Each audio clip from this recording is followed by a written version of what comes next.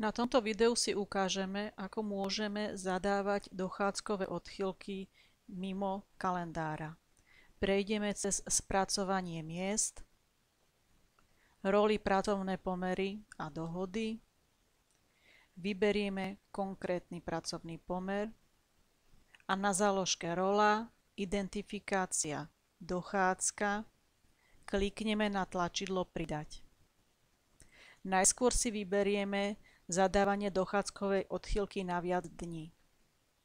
Vyberieme typ kalendárnej zmeny, v našom prípade ponecháme dovolenku a vyberieme obdobie od 8. do 11.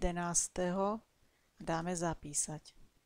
Pokiaľ chceme pridať kalendárnu odchýlku na jeden deň, klikneme na tlačidlo Pridať, označíme Zadať dochádzkovú odchýlku na jeden deň, vyberieme typ dochádzkovej odchýlky,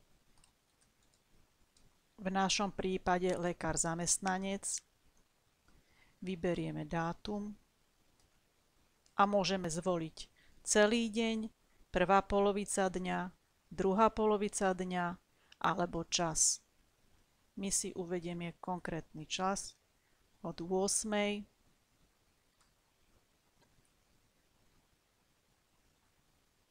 sa 30. Dáme Zapísať. Údaje, ktoré sme si zadali do tejto záložky dochádzka, vidíme aj v kalendári. Klikneme na Mzdy, Kalendár. Tu sa nám zobrazí nový kalendár, kde vidíme zadanú dovolenku a vidíme zadaného aj lekára. A tu máme ukázaný pôvodný kalendár. Dovolenka a lekár. Ďalej môžeme pokračovať v spracovaní miest.